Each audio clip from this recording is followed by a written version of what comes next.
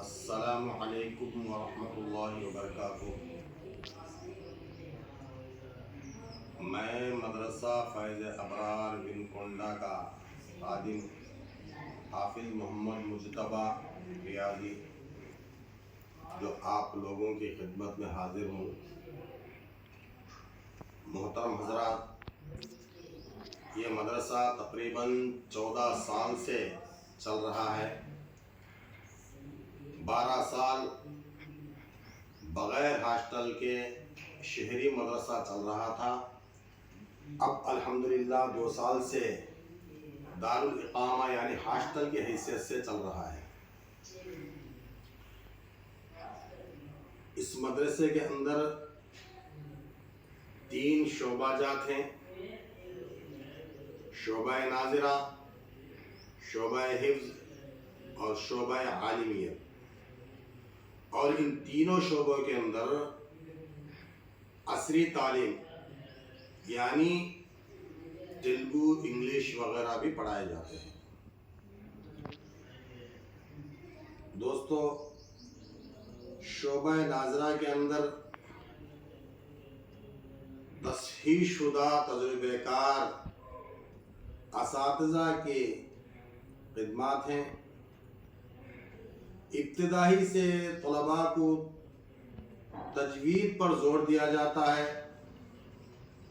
اور ابتدائی سے اردو اشرفی تعلیم کے حصے پڑھائے جاتے ہیں اور رہبر خوشنویسی کے حصے لکھائے جاتے ہیں اور روز مرہ کی سنتوں اور نمازوں کا اہتمام وغیرہ کیا جاتا ہے، تاکہ ان کے تعلیم کے ساتھ تربیت بہت ضروری ہے۔ طلباء کو کھانے پینے کی سنتیں، سونے اٹھنے کی سنتیں، علم کے ساتھ ساتھ ہر شعبے والے کو عملی مشق کرائی جاتی ہے۔ اور اس کے علاوہ شعبہ حفظ کے طلباء بھی ہیں اور ان کو بھی ماہر اساتذہ کی نگرانی میں قرآن مجید کو عمدہ لہجے میں پڑھانے کی کوشش اور تعلیم کے ساتھ ساتھ تربیت پر خصوصی توجہ اور لکھنا پڑھنا لازمی کرنا اور ان طلباء کو بھی رہبر خوشنویسی کے حصے لکھانا اور بہشتی ثمر اور تعلیم الاسلام حفظ کرانا اور اسی کے ساتھ ساتھ بنیادی اسلامی عقائد جو ہیں اور بنیادی مسائل سے ان طلباء کو واقف کرانا اور حفظ کے ساتھ ساتھ جب حفظ کی سند دی جاتی ہے حفظ کے طلباء کو، ان کو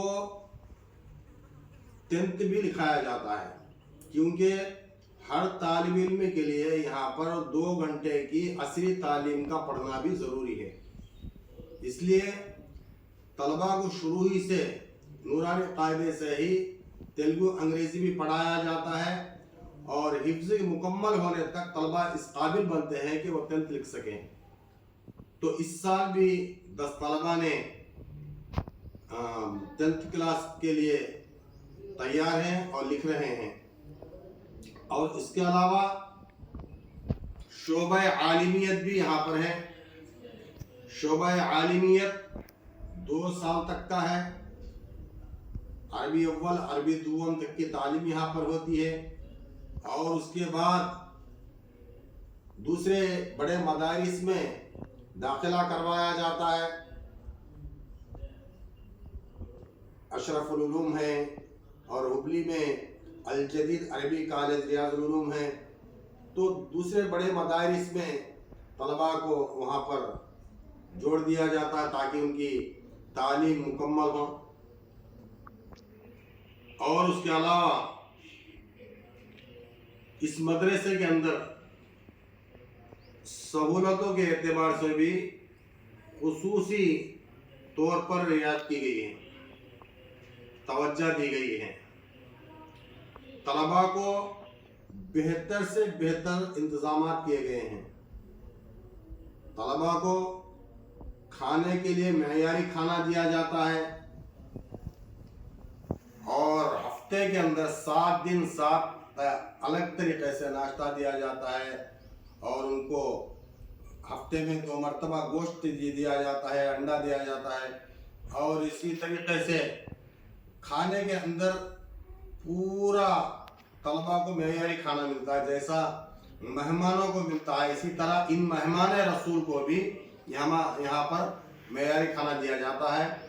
اور طلبہ کے لیے گرم پانی کا انتظام ہے، نہانے کے لیے، پینے کے لیے ٹھنڈا پانی کا انتظام ہے، اور جو گرمی کے دنہ جو ہے یہ 4-5 مہینے ان طلبہ کو اے سی کا انتظام کیا جاتا ہے تاکہ طلبہ سکون سے بیٹھ کر پڑھ سکیں اور اساتذہ سکون کے ساتھ پڑھا سکیں۔